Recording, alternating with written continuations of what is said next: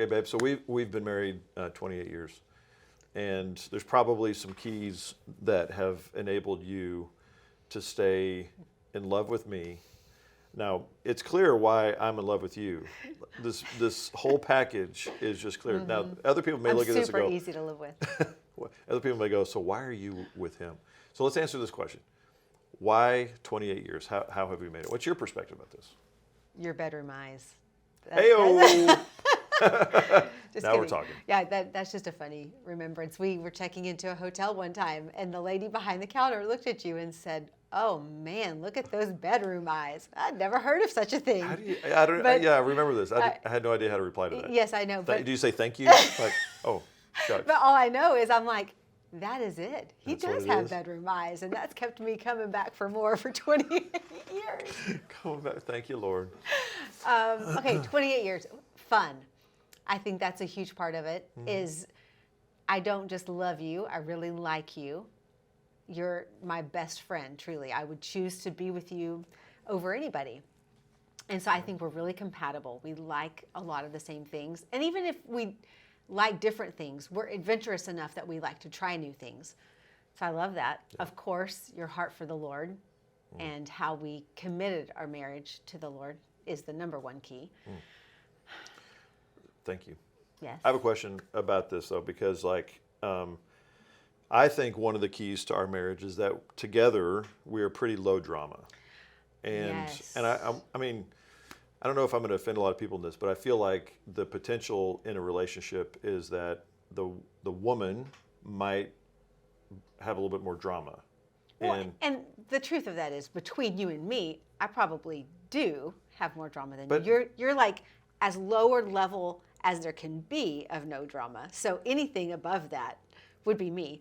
But I do think for a woman, I am pretty low. I'm low drama, and I'm low maintenance in a lot of ways. Probably, maybe not in some ways. Low maintenance, that's hard because you deserve any maintenance that you want. But yes, you don't require. So how is that somebody's watching, how have you determined, you determined that, or is it just natural? Well, no. Well, I think part of it is natural, and I think that's the compatibility between us. But I think the low drama part is, especially after 28 years, you do start thinking, is this really worth an argument, or is this really worth getting upset over? I just like peace. I like what peace feels like. I like what harmony feels like. And you start getting more addicted to the peace and the harmony parts. And so you want to resist anything that's going to start bringing in arguments or drama, and you just really, the main thing is, I think in that regard, is early on in our marriage, I believe that we were in an argument, and you had said something to me that has stuck with me. You said... Hopefully it wasn't really damaging. No, it was actually really helpful. Okay, good. You said to me, Blynda, you're going to have to choose in your heart and in your mind to always believe that I want the best for you, that I am for you. Because if your lens or the way you hear things is anything else that I really want the best for you, or the things that I would do or say, if you think that I have a means to hurt you or a desire to hurt you, that's how you're going to interpret my actions and my words. But that's never my intention. I want the best for you. And so believing the best in each other, believing that each other wants the best for each other, I think has really been key. That's great. I agree. I feel like everyone talks about when you're married that you're a team. We're on the same team. But that's never challenged more than whenever you have a disagreement, different perspective about things. And so how you then maintain the idea that we're on the same team. We may see something through a different lens, or we have a different perspective about how to do this. But I think maybe to your credit, but to our credit, I think as we've approached the different seasons of life, from newly married to kids to now grown adult-aged kids, we've adapted to each other, and as opposed to being anchored and rooted in our individual perspective, we find a way to come together and join as a team. I think there's a real key component, though, that we have to talk about, because after 28 years, like I said, you start asking yourself, is this really worth bringing up? Can I get over it? Can I believe the best in him? I'm sure he wasn't meaning it the way it sounded. But I think early on in our marriage, right, probably what I didn't understand is I would feel a lot of these things, and I didn't have the healthy understanding about how you saw me, and so I just didn't want to bring it up because I didn't want to argue, but it was really hurtful. Yeah. So I stuff, and then there would be a time when it would kind of all come out, and you would be like, whoa, where is this coming from? And it was a lot of unresolved hurts or feelings and emotions that I had never expressed to you. So, like, what do you think is the healthy way to have that idea of, I don't want to be low drama, I don't want to make an argument out of everything, but I also want to deal with something if it really was hurtful or if I really need to get clarity? Yeah, I feel like another way of viewing, so stuffing, obviously we don't want to stuff our emotions, and we've tried not to do that. But I think one of the things that I've learned over time is it could look like a stuffing of emotions, but really what it is me wrestling with God on an issue before I bring it to you. So if there's something that I'm working through, maybe it has to do with you, or as I give it more time, I realize it actually has to do with me. And I submit it to God, work through that issue with God, then I don't have to bring it to you. So it's not, but I have worked through it. So it's not like I've stuffed it because I've worked through it with God. Sometimes that requires, and I think that's why it is good to have women's groups and men's groups. And I think there's ways to process things with people of our own. Bounce it off of somebody else that might. Yeah, who relate will more. understand as a woman, what's this perspective? As a man, what's this perspective? But I think key to that, if you have the perspective that everything I'm dealing with related to you, I just need to unpack it with you. That's not always true. I mean, you're not to be secretive or lying for sure, but it really is a matter of, have I really wrestled with the Lord on this first? Because I could bring something up to you that could be damaging to you based on my perspective that really was something that I needed to work through with God before I brought it to you. And then when I worked through it with God, He addressed that issue in me, and now I don't even need to bring it up to you.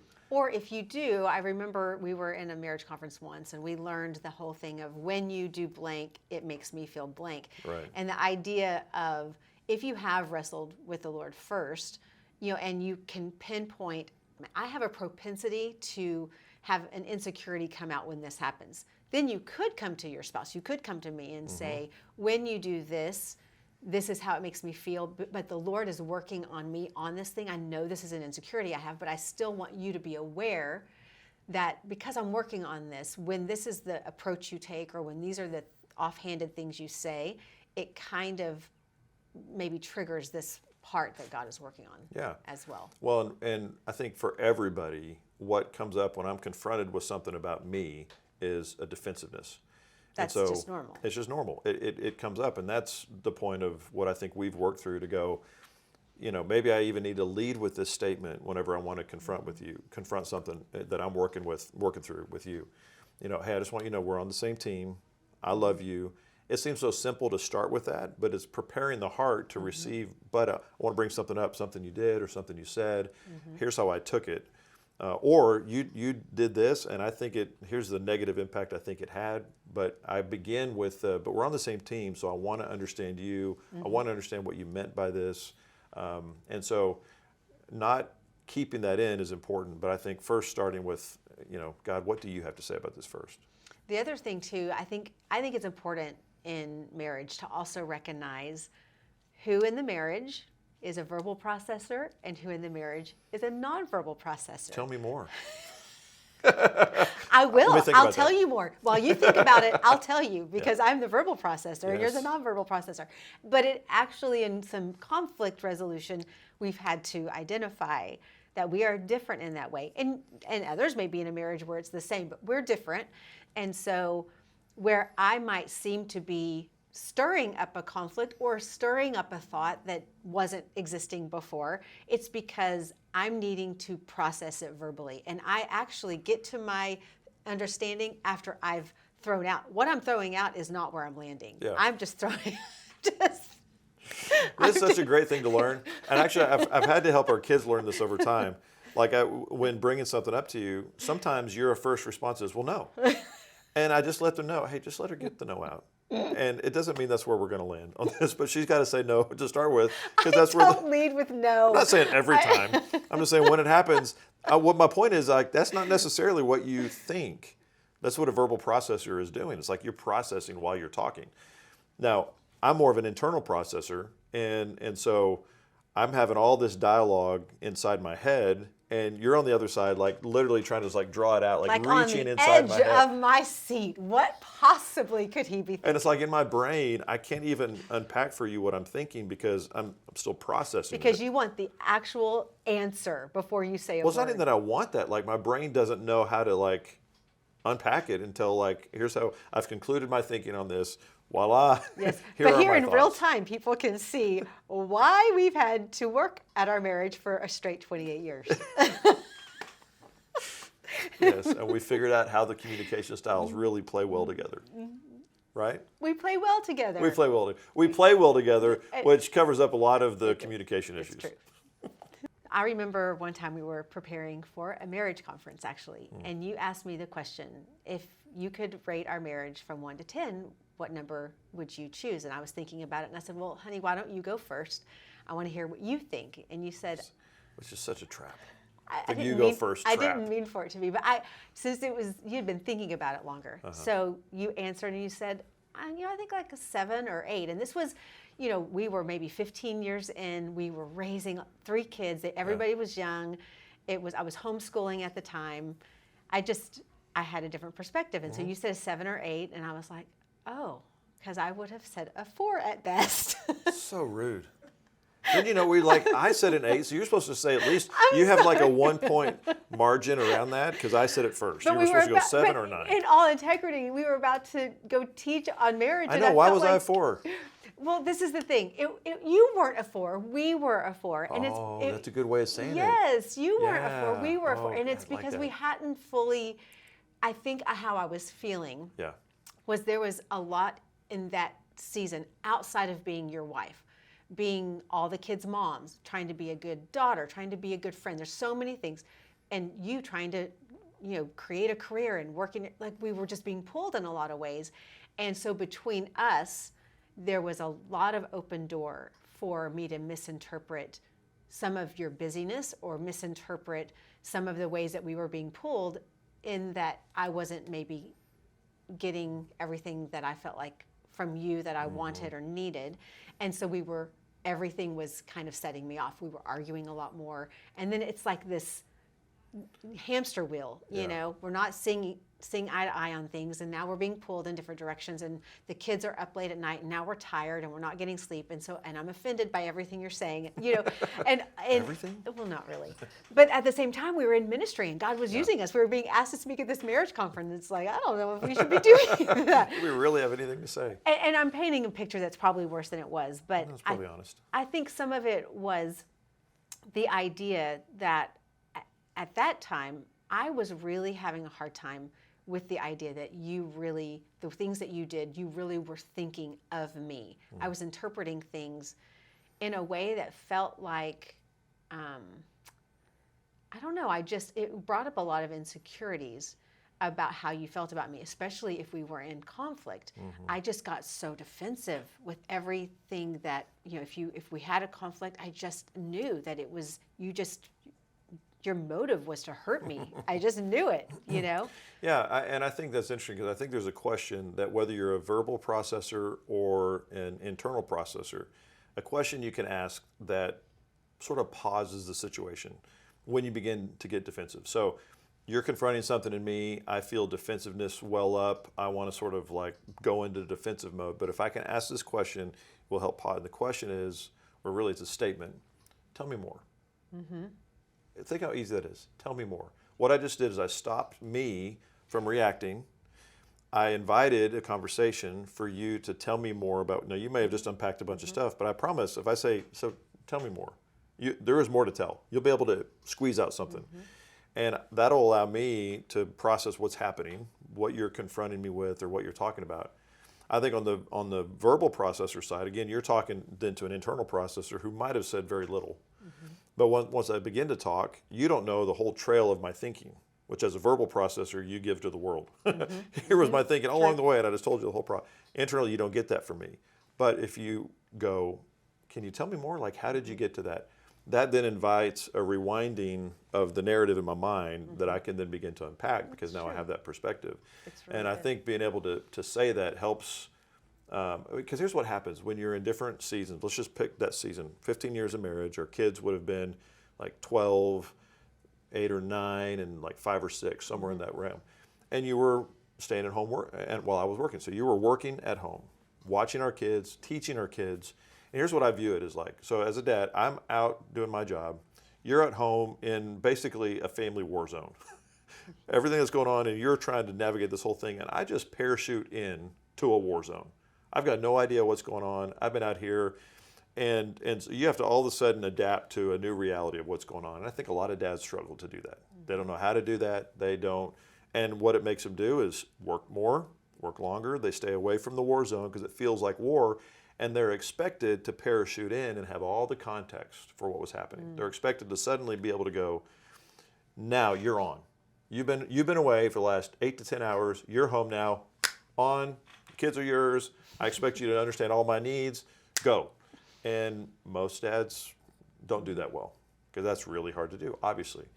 But I think if I go back to that season, and just a reminder to everybody out there, it is a season. You get through it, you get by it if you don't blow yourself up, or blow up your marriage, or blow up your relationship. That you've got to continue to work through it. And I think what you had a grace for me to allow me to come home, have a moment of reentry, adapting from what my reality was to now being home and in this craziness of what, as a mom, you were experiencing all day, every day. And that allowed me at least a moment to adapt, even though I'm sure I didn't do it fully right. But I think allowing, and we were taught this actually too. I remember talking about like, hey, when you come together after being at work, and obviously there are many families that have two are at work. So now you've got two worlds that you're coming back into, whether kids have been at daycare, you're combining all these worlds. And I just think what's really needed is a lot of grace. You just need a lot of grace. You gave me a lot of grace when I came back in. I didn't have to give you a lot of grace because I entered your war zone and realized she's been dealing with it all day long. So how do I come into this and now bring the hat that I wear now here at home, husband, father, and try to do that the best that I can. And you always did a great job doing that. But this brings up another question. Because I'm a verbal processor and you're not so much, how would you say when I would want to approach you about a feeling or a conflict or a hurt, something internal that I wanted to process with you? I do feel like there were times that I would approach you with, when you did this, it made me feel this way or whatever. And you never get defensive like, oh, I can't believe you would ever say that. But I've known you long enough to know I know what the you have a look that you comes have over. A look. You have when I know I've tapped into something that has offended you, or the approach I took rubbed you the wrong way. And it wasn't my intention, but because I am more of a verbal processor, I probably said a lot of things to get to the point. It's a fair way of saying it. So how do you receive, feedback or criticism, if you will, and how could you encourage a husband to do that? If because the thing is it's valid that I needed to tell you how I was feeling. Yeah, well, 100%. But because it wasn't your motive, or that was not what you intended, it actually offends you. And I don't know if that's like my personality, or if I think generally everybody has some degree of being hurt when my actions have been misinterpreted. If that's not what I meant and you took it that way, and then you're confronting me on it, then I kind of rear up with defense of like, that's not what I meant. And so I think that's a natural thing. But that definitely, for me, if I look back in my life, I would say most of the times when I've ever been hurt or offended, it's when I thought I was misunderstood or my actions were misinterpreted. Like that doesn't roll off me really easily. Like it really anchors down in my soul. So what I feel like I admire that you've done is, because I think what can happen if that's a normal response from men, then and we don't always give these perfect reactions. So I may have given you reactions at times, and it could have caused you to withdraw and not ever confront me about the things. And that would only have caused our marriage to go like this. But you had the courage that no matter what kind of response I gave, even though you knew whether I wasn't blown up, but my face would go blank, or my eyes would just stare, or my face would, I get a scowl, whatever it was, you were willing, for the sake of our marriage, to do the hard thing. And the hard thing was actually confronting me, but you were willing to do it. And so I think that's something that both have to learn. One, I have to learn what kind of vibe am I giving off, and how do I control that, and how do I do that appropriately so that I create an environment where you can make me a better husband. The other thing to add to that, though, is when I do confront you and you have your true motive and intention, which was not to hurt me or was not, I have to be willing, now that I hear, okay, I was thinking it was this way, now you're kind of defending yourself, saying, no, this is what I meant. I think the thing that I had a hard time with at that point is I've received new information. You've given me the full context of how your brain got there or how you got there, and I have to switch the offensive button. Oh, I'm not offended anymore now. I have to remember, and that's been harder for me. It's like, okay, well, even though that's the new information, I still want to be offended. Well, that's the disadvantage of being married to an internal processor, is you didn't get it unpacked what I was thinking until it was concluded. So you don't know the motive and intention. But how you took it, you then are left to fill in the gap, create the motivation and so forth. And so then when you get it unpacked and you hear how it was, there's a reorienting, and it goes back to really how critical trust is. I mean, kind of to the point, you've got to believe the best, you've got to trust. And if there's a doubt in your mind about what I'm saying, about what I intended and what I meant, then it's not going to go well, because you're not going to believe it. So building that trust and how to know when you say this is what you meant and this is what you did and why you did it, I've got to be at a place where I fully trust that. And same, because it can, we talked earlier that it can be addictive to live in peace and to live in harmony, and the more you do it, the better it is. It can also, if you're not careful, it can be a little addictive to live in your offense. Because it feels good to live in the space where you think everything you did was right. And everything they did was wrong. And it really does take the Lord and some courage to step out of that and go, it is better to live in peace. I don't need to hold on to the offense. So I think one of the relational dynamics that probably exists in most couples, I think probably most couples have this where, now it's not everybody, where the woman might be a verbal processor and the guy is an internal. That, let's just stereotype for a second that. And so the dynamic that I think exists is when we're not on the same page of how we're processing or how we're communicating, then what do we allow for you to work it out in your way and me to work it out in my way? What that may look like to me is you come and you want to know stuff, you want to ask a bunch of questions, and I actually haven't thought it through. Well, you need to have rules of engagement with this kind of stuff where you're willing to go, hey, can you give me a second to think about this? Can I well, maybe it's a big topic. Can I get back to you on this? Can we talk about this later? Just give me time to think, and then we can talk. I think that's a fair way for internal processors to go. Verbal processors, I think it's also required that the internal processor has to validate the need to verbally process in the same way that a verbal processor has to validate the need to internally process. What I mean is, you got to be willing to talk. If I only anchor in I'm not a talker. The nonverbal. The nonverbal one is going, well, I'm not a talker. You're just going to deal with that. And I'll tell you, that's not fair. I've got to be willing to unpack the things, even if it's a clumsy journey along the introspective nature of getting that into my soul, and I haven't thought it through, but I'm now talking about it. That's very uncomfortable and very awkward and very clumsy to do that. So the person who is skilled and gifted at the verbal processing has to allow that journey to happen. And be aware, too, that they may tend to word vomit more. And that might be a lot for the nonverbal person to receive. Exactly. I can remember, and I don't know if this is totally a tangent, but being in arguments earlier in our marriage, and I kind of had this fight or flight response. And for me, I would find myself, we were never the kind of arguers or whatever. We're like, I'm leaving the house, I'm getting out of here. But I would maybe need to excuse myself to another room and just, And I think that is actually okay if you're receiving information and you need time to process it. Sometimes getting in solitude for some people helps them process what they're hearing first. Yeah. So I think if there is some conflict and one person needs to remove themselves from the situation before maybe they each say things they don't mean or don't want to say, Right. I don't think that that's a bad thing. Not like yeah. slamming the door and leaving, but just, Right.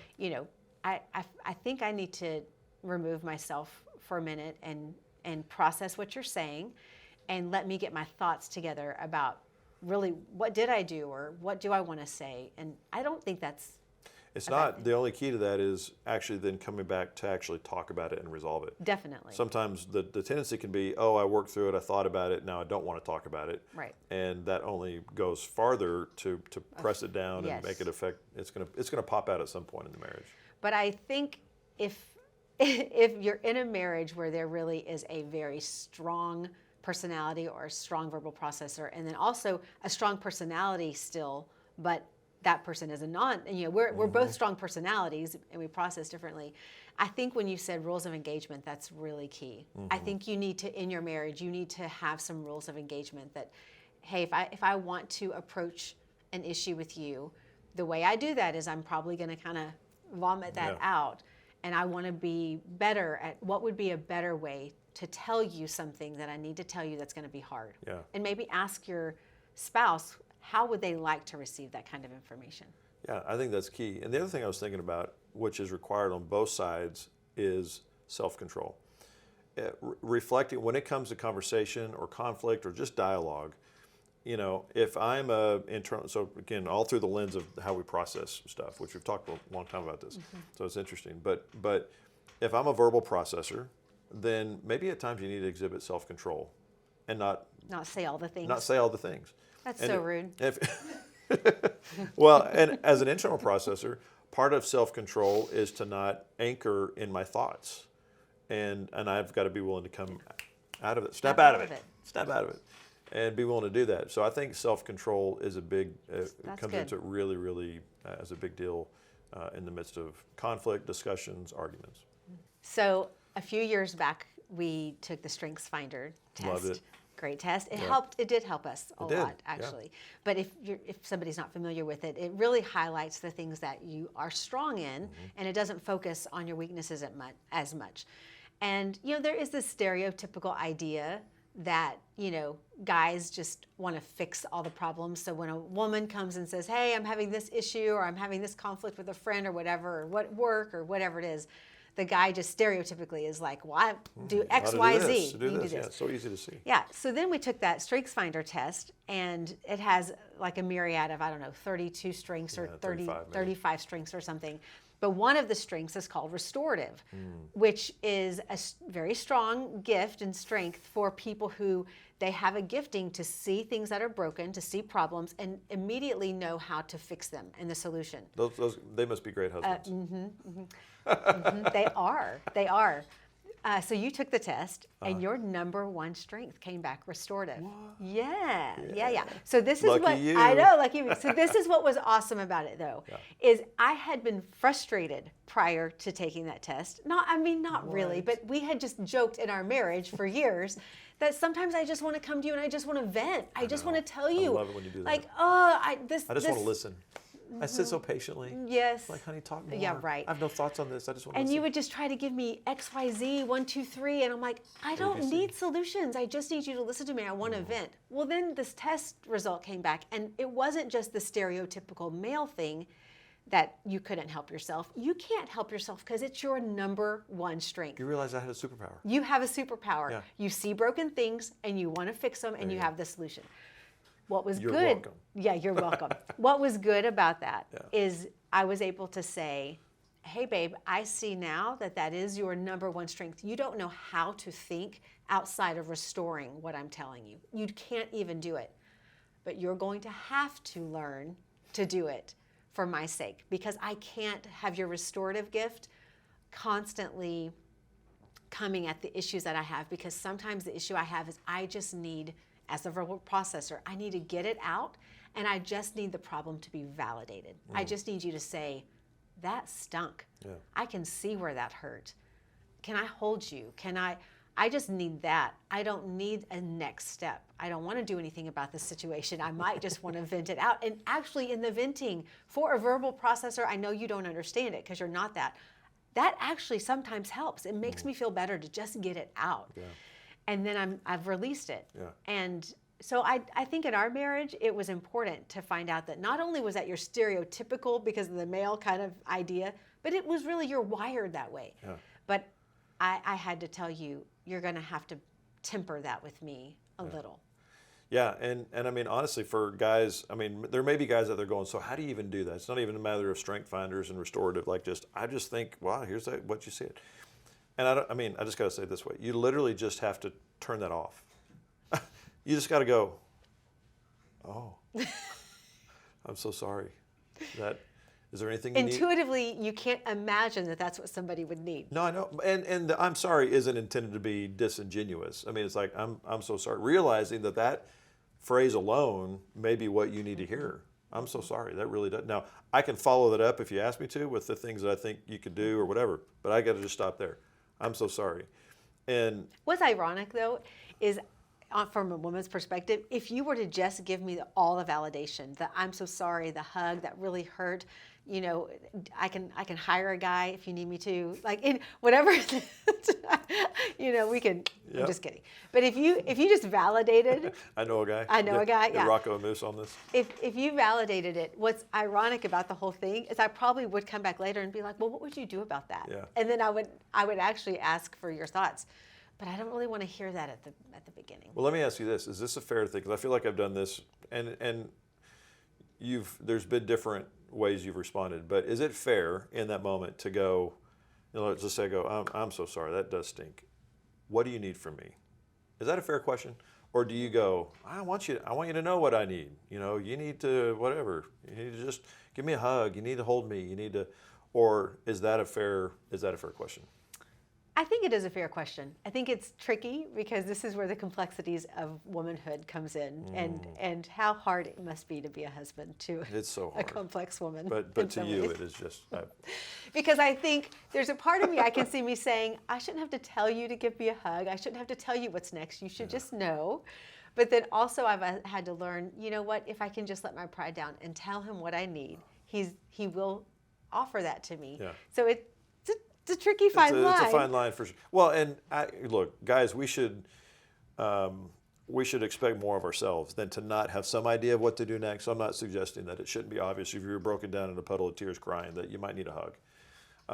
But there are things that in that moment could help me know what I know. And sometimes it's just reminding me, I just need you to talk. I just need to talk. That's a good perspective. Just don't just turn, even saying to me, hey, just turn your problem solver mind off for a moment and let me just unpack what happened today. Yeah, that could be a good way to do it. Because sometimes you carry, I mean, honestly, I carry it as a responsibility. If someone has an issue, like I'm going, well, if I can think of a way to solve that, it's my responsibility to tell you. So I need a release from you of my responsibility. I need to give you permission. Give me permission. Okay. You're Thank you. released. Thank you. I hear you. I'm so sorry. I remember my grandpa Frazier he would say, you know, your grandma and I decided early on in our marriage that she would be responsible to make the decisions for all the sort of the small ones, the daily decisions of the home, and and I would make the big decisions. And in 50 years of marriage, it's amazing we've never had a big decision. so she made all the decisions. She made all the decisions. But I think one of the things that is, I've realized, because I look at that and I go, of course he's joking about, but you see people who've been married forever, 50 plus years, and you see a deference to one another, you know, and I feel like maybe this is a sign that we're getting really old. 28 years of marriage, we're on our way to a long time, and realizing the things that I felt as a pressure as a young man getting married, supposed to all the expectations that you're taught about. You're supposed to be a great husband, provider, you know, caring for the home, all the things that I'm supposed to do. That puts an expectation pressure that I'm supposed to have all the answers. I'm supposed to know a lot of things, and especially for you, if I'm the leader of the home, then I should lead in the decision-making process. And that can cause at times unintentionally me to invalidate you, especially in early days of marriage. But I think as you go on, a couple things happen. What I've realized is I've found myself not holding that pride anymore of like, well, I've got to do this. I'm the leader of this, da, da, da. And the other thing that is you realize when you allow it to happen is God has put us together. He's created man and woman with different strengths and abilities. And truly, I feel like that the Holy Spirit works through the woman in a relationship to bring discernment and awareness of things that, for whatever reason, of course, the Holy Spirit ministers through guys as well. But I'm just saying he doesn't give us the same knowledge he gives you guys. And there's ways in which that you realize over time, which I think I've realized makes me go, I really would prefer a lot of times for decisions. I certainly want us to, if I'm making one, I want us to dialogue together because I want your perspective. But actually I get more on like my grandpa's perspective that let's just let all those decisions be made by you because you have a perspective about it that I'm like, that's brilliant. What's interesting is, I'm not known as the most decisive person. So I've always relied on you. I've always thought you have such wisdom about every circumstance that has come our way. You've always had the bigger picture understanding. So you default to the big picture. And that's how sometimes you diffuse things, is because you've got the big picture, trust in God thing. And I'm kind of in the weeds, getting a little frantic at some of the, how are we going to get there? These decisions feel overwhelming. But I think what's interesting is, like, let's take the kids, for example. I was with them every day, in and out, day in and day out. And so I would know things about them or bents that they had that maybe you weren't as aware of, a sibling issue going on or something.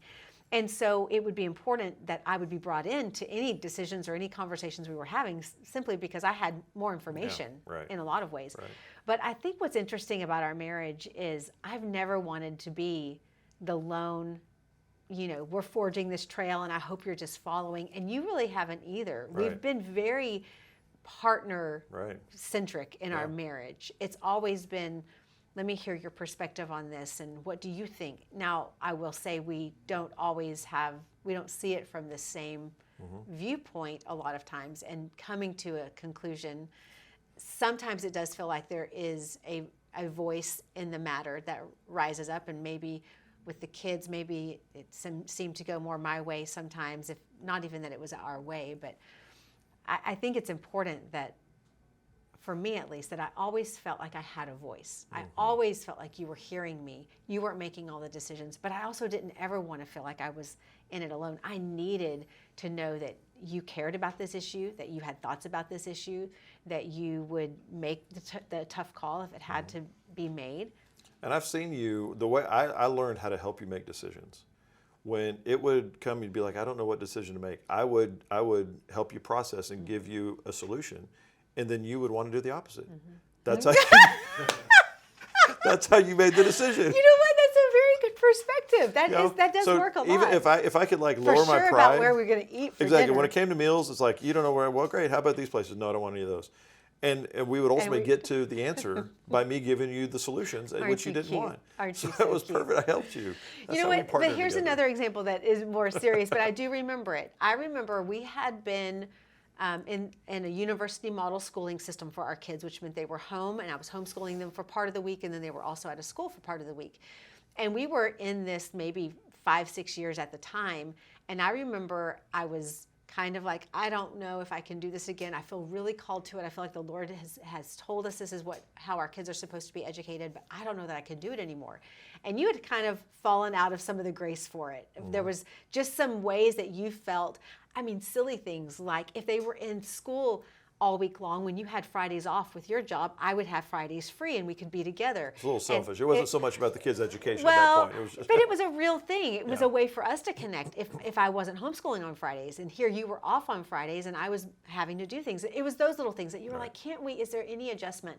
And I remember we were in the living room, and I remember you saying, this issue about their education is super important to me, but you've carried the burden of it a lot deeper than I have. So if you are feeling the burden that God has called you to do this, I'm going to support you in your decision. And it was your way of saying, I'm not against you in the decision, but I'm also, if it were up to me, I'd probably say, hey, just flag that. Let's do something else. But you recognized I had a burden for it. I had a calling to it. Way more invested. Way more invested. So you undergirded what I was feeling and supported it. But I did have to kind of own it a little bit in that regard for that big decision for our kids.